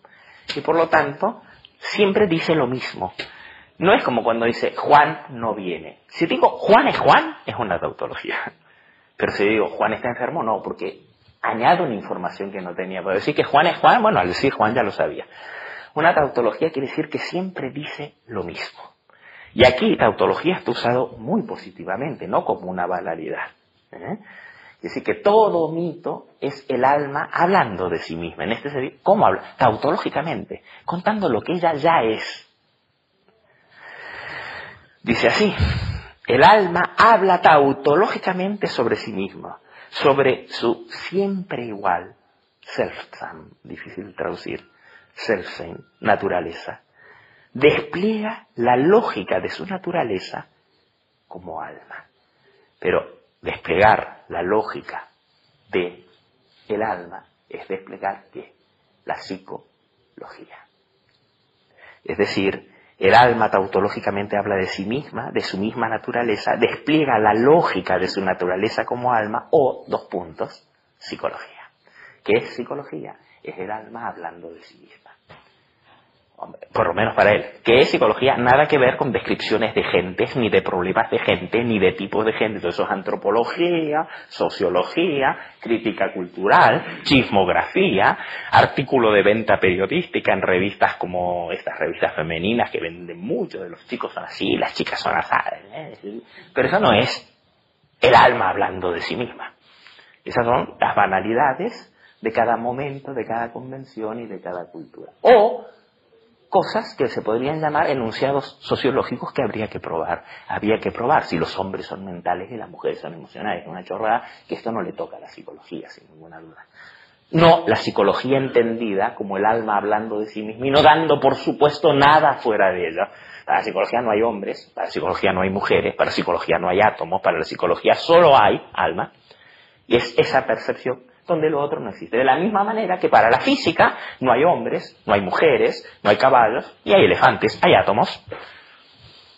¿Y qué van a hacer en un congreso de física discutiendo si los hombres son más inteligentes o menos que las mujeres? No están hablando como físicos, están hablando como personas, no como físicos. Como físicos, en su reino, no existen hombres ni mujeres. Bueno, el psicólogo, en tanto que psicólogo, que tiene que ver con el logo de la psique, no puede hablar de entidades que andan por ahí, sino solo puede hablar del logo de la psique. Y si habla de entidades que andan por ahí, ya no está hablando como psicólogo, está hablando como Juan de los Palotes. O sea, puede ser que Juan de los Palotes sea psicólogo, pero en el momento en que es psicólogo no cae en esas cosas no psicológicas, y en el momento en que cae en esas cosas no psicológicas, ya no es psicólogo. Con lo cual se puede ser y no ser psicólogo, claro, en distintos momentos. No se puede serlo en todo momento. Entonces dice... Dijiste el otro día que incluso el físico hablaba de la física del alma hablando de sí misma también. Creo recordar. No, sí, no yo, lo dijo Jung a eso. Jung dice que en cualquier afirmación hecha a través de cualquier ciencia, de cualquier conocimiento, siempre quien afirma es el alma. Por lo tanto, el sujeto siempre es el alma, pero en psicología el sujeto es también el objeto. En la física el sujeto no aparece como sujeto. El objeto de la física no es el alma, son las partículas. Pero sin embargo, ¿quién habla en la física? Habla el entendimiento humano. ¿Quién? ¿Quién habla? No habla la mesa. ¿Quién investiga? No quién concreto. Porque a la física no le importa que seas chico, chica, como investigador no eres tal o cual, eres un investigador. Uno que podría ser cualquiera, ¿no? Y en el síntoma también habla de alma. En el síntoma más claramente, porque el síntoma, en cuanto es visto como síntoma, ya no está visto como un ente autosuficiente. En la banalidad también habla de alma. Habla el alma en la medida en que tú percibas el alma en ella. Es cierto, si esto lo dijo Guilleris todo el tiempo, todo puede ser tema de la psicología, porque lo que hace a la psicología no es el qué, sino la mirada que revela en ese qué, en cualquier qué, el alma. ¿Sí? Pero decimos que el psicólogo, en tanto que psicólogo, no puede hablar de elefantes. ¿Qué pasaría si los psicólogos hablaran de elefantes y de amebas? ¿Estarían haciendo psicología en la versión tradicional? No.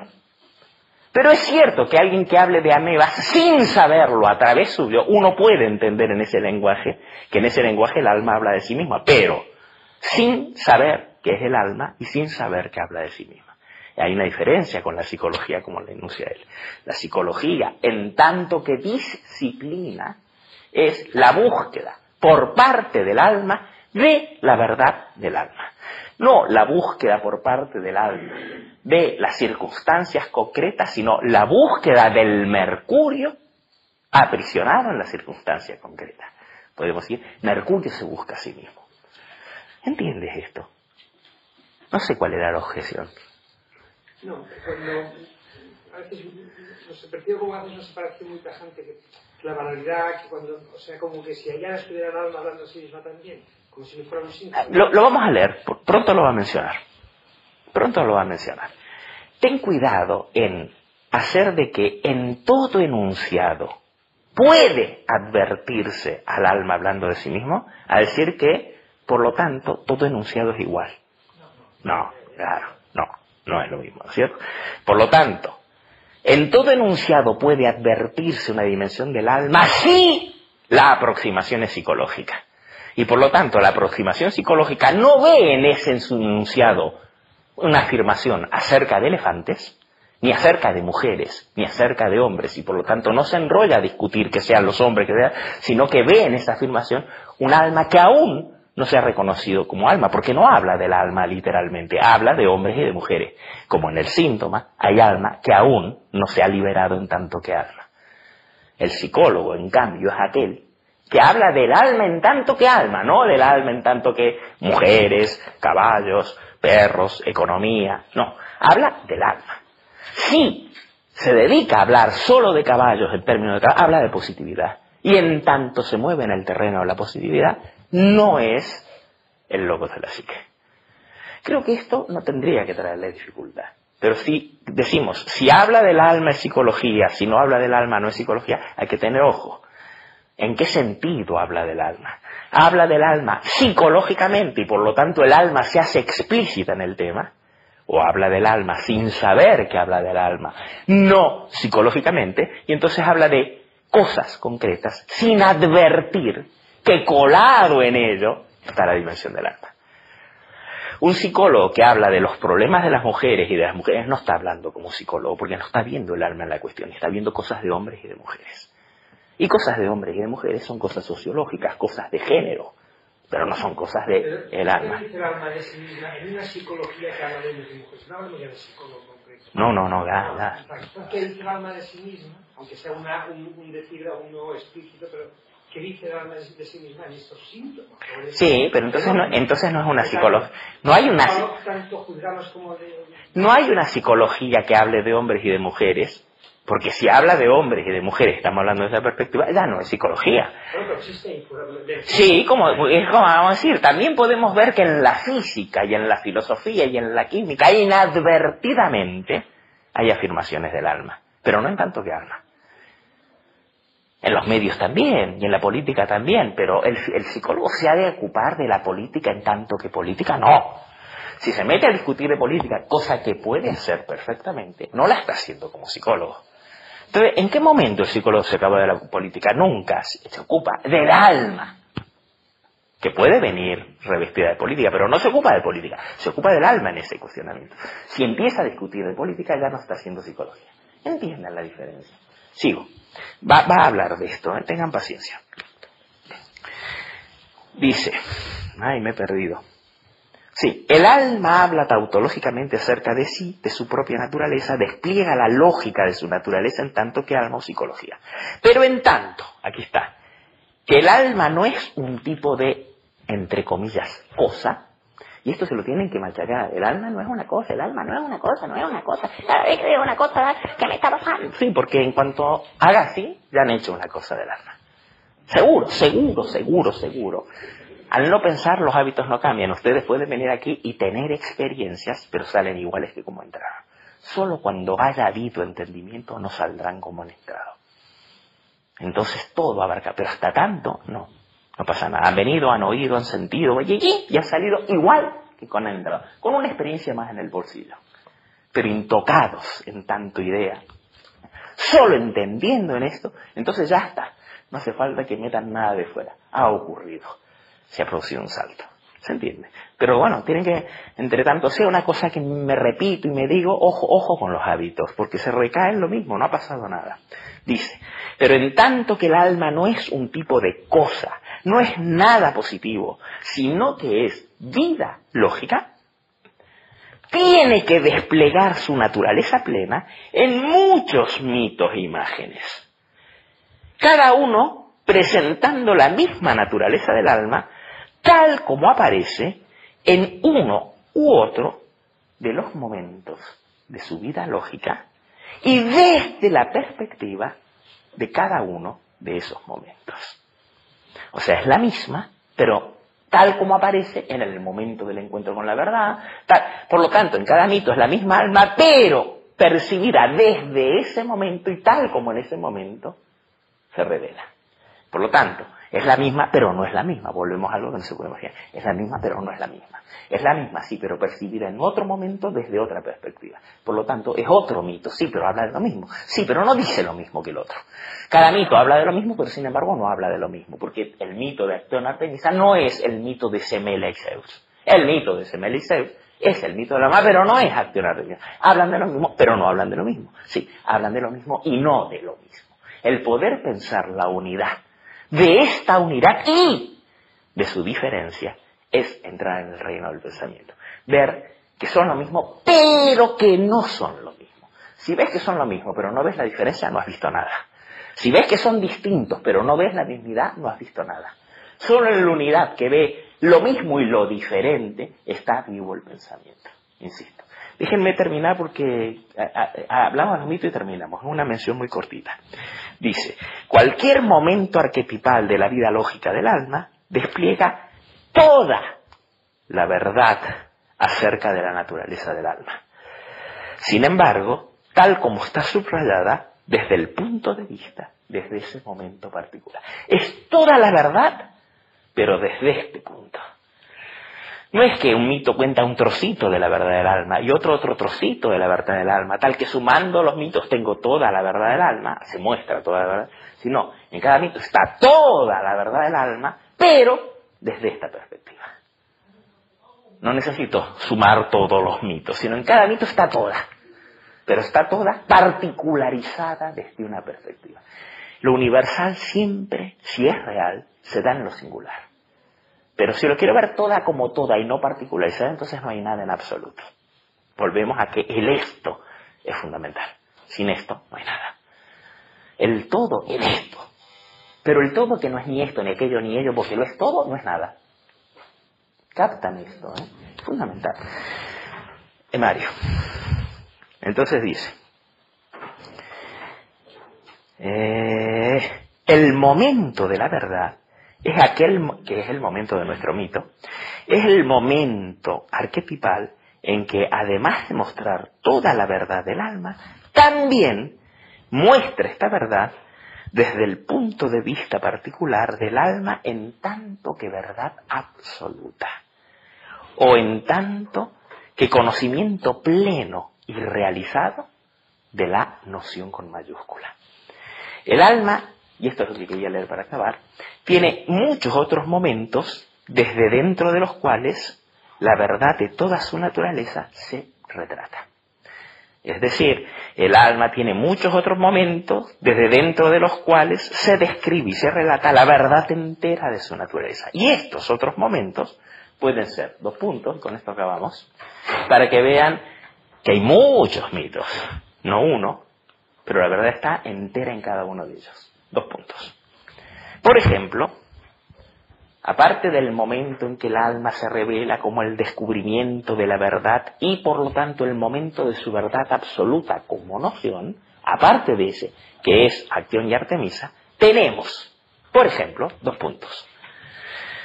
El alma se descubre a sí misma como verdad absoluta, Acteón y Artemisa. Ahora bien, ¿el alma se viola a sí misma en la profundidad del submundo? Entonces tenemos el mito de Hades y Perséfone. El alma se persigue en una autorreflexión o autorreflejo de su naturaleza instintiva. Entonces tenemos el mito de Pan y las ninfas. El alma se seduce a sí misma para ser atrapada en su propia profundidad. Entonces tenemos el mito del pescador y la sirena. Muy importante en Jung, por cierto.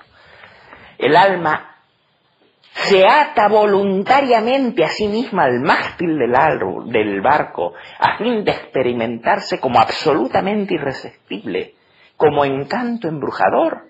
Es el mito de Odiseo y las sirenas. El alma se muestra como un monstruo a ser vencido, a fin de desafiarse para desarrollar una voluntad heroica y conquistarse a sí misma, el mito de los trabajos de Hércules. El alma disfruta un eterno hieros gamos, matrimonio sagrado. Son palabras que tendrían que conocer, típicas para cualquiera que estudia Jung, hieros gamos. El alma disfruta de un eterno hieros gamos consigo mismo, Urano y Gea.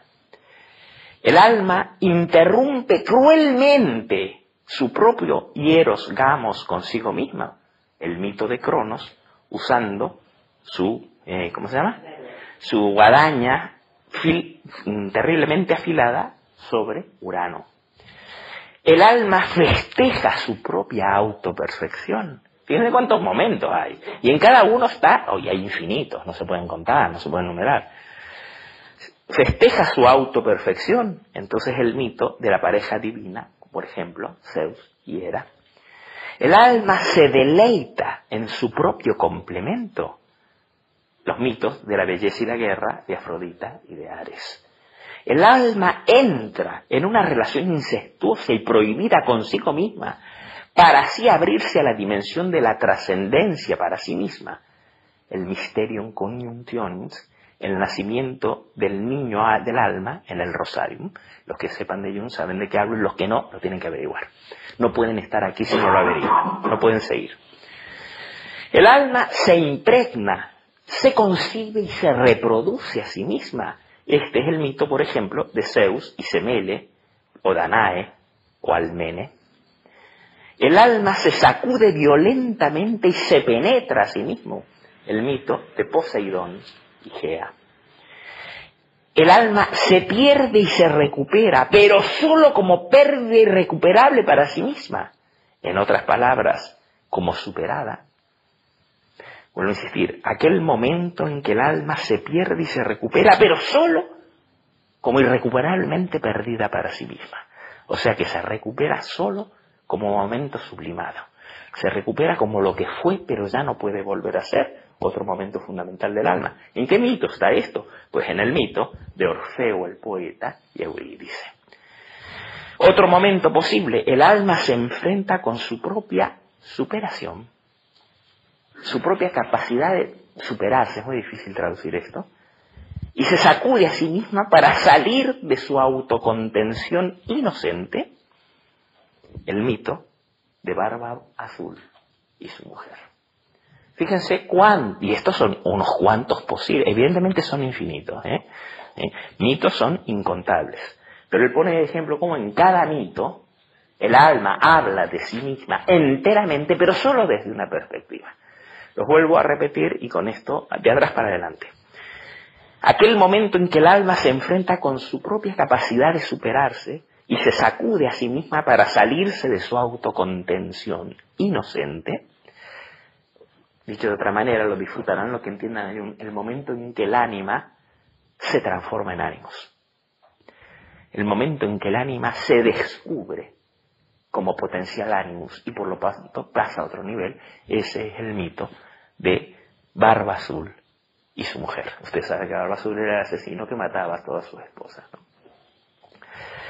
El momento en que el alma se pierde y se recupera, pero solo como irrecuperablemente perdida para sí misma. Por lo tanto, se reobtiene, pero como algo que ya no puede volver a ser. El mito de Orfeo y Eurídice. Aquel momento en que el alma se sacude violentamente y se penetra a sí misma, Poseidón, el mar, el sacudidor lo llamaban los griegos, y Gea. El momento en que el alma se impregna, se concibe y se reproduce a sí misma, Zeus y Semele es un ejemplo, Zeus y Danae por el otro, Zeus y Almene. Averiguar los que no sepan, un buen junguiano tiene que saber de mitos así, como sabe Gigerich, así. Aquel momento en que el alma entra en una relación incestuosa, prohibida consigo misma, y abre así para sí misma la dimensión de la trascendencia. O sea que solo a través de esta ruptura, de esta infracción, de este delito, de este incesto, puede el alma abrirse a una trascendencia que antes no había. Ese es el mito del Mysterium Conjunctionis, el mito del rosario filosófico del nacimiento de la criatura del alma. el rey y la reina que se fecundan mutuamente, que mueren y de ellos nacen el niño del alma, y que es un incesto. Y es uno de los motivos típicos de la alquimia. Y por supuesto, del pensamiento de Jung, inspirado en la alquimia, la conjunción misteriosa de lo mismo que origina el hijo que redime y trasciende a los padres. Bueno, lo tienen que averiguar, deberían saberlo. Otro momento, el mito en que el alma se deleita en su propio complementario. El mito, por ejemplo, de la guerra y el amor, de Afrodita y de Ares. El mito en que el alma festeja su propia autoperfección. El mito de la pareja divina, por ejemplo, Zeus y Hera. El mito en que el alma interrumpe su propio matrimonio secreto, consagrado consigo misma. El momento de Cronos usando la hoz contra Urano. El momento, en cambio, en que el alma disfruta de un eterno matrimonio sagrado consigo mismo. El momento del mito de Urano y Gea eternamente abrazados. Fíjense como cada mito no niega al otro, sino simplemente muestra otro momento. El hecho de que Cronos haya castrado a Urano no hace que el mito de Urano eternamente unido a Gea no esté ocurriendo también. Está ocurriendo porque son distintos momentos de una verdad absoluta. El mito en que el alma se muestra como un monstruo, se pone como un monstruo, a fin de desafiarse para desarrollar una voluntad heroica y poder conquistarse a sí misma. El mito de las tareas de Hércules. Y ahí está mostrando cómo lo que llamamos el factor heroico es un momento de autorrelación del alma consigo misma. No es, por lo tanto, una sustancia el ego, sino una fase en el momento del encuentro del alma consigo mismo. No un sujeto que tiene propiedades, sino un momento de autorrelación del alma consigo misma. Cuidado. Es una tarea del ego. Es una tarea del ego. No, porque el ego es el que aparece en esta tarea del alma consigo mismo. El ego es el producto, no el que la hace. Eso lo tiene en otro libro, es precioso. El alma, otro momento, el alma voluntariamente se ata al mástil de un barco para experimentarse como absolutamente irresistible y como encanto embrujador. El mito de Odiseo y las sirenas. Bueno, ahí tienen un ejemplo más. El alma se seduce a sí misma para entrar en su propia profundidad. El mito del pescador y la sirena. El mito en que el alma se persigue buscando un autorreflejo de su naturaleza instintiva, Pan y las ninfas. El mito en que el alma se viola a sí misma para penetrar en las profundidades del submundo. El mito de Hades y Core, dice, bueno, yo digo Perseo. Como ven, estos mitos ya no están interpretados donde Core es una cosa, Perseo de Plutón es otra, Odiseo es una cosa, las sirenas son otra cosa, Saturno es una cosa y Urano es otra cosa, Poseidón es un ente y Gea es otro ente, Orfeo es una cosa, sino Orfeo y Eurídice es la autorrelación del alma en el momento en que el alma se pierde y se recupera como perdida definitivamente. Por lo tanto, ¿quién es Orfeo? Es el alma. ¿Y quién es Eurídice? El alma. En ese momento de relación donde una se ha perdido, el otro la busca y la recupera, pero la recupera como perdida, y por lo tanto el alma recuperándose a sí misma. No tiene nada que ver con Juancito es un Orfeo y Pepita es un Eurídice. Propiedades de egos, de personas, descripciones personales. O propiedades de un sujeto, que es lo que le gusta hacer la psicología, ¿no? Decirte, ay, tú eres una acción, por lo tanto estoy yo y mi cualidad acciónica, pero yo estoy al margen de la cualidad, ¿no? En cambio, ¿qué pasa si vemos el mito, como dice él, como un continuo testimonio de la autorrelación del alma consigo? Bueno, hasta aquí hemos llegado.